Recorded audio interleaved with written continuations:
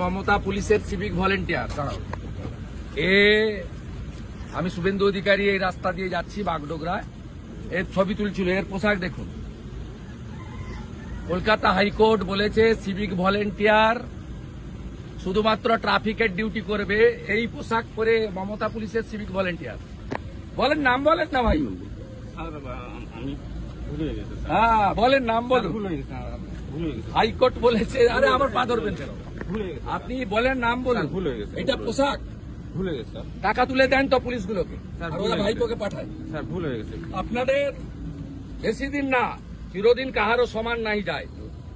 ভুলে গেছে স্যার। ভুলে গেছে স্যার। এই হচ্ছে সিভিক ভলেন্টিয়ার।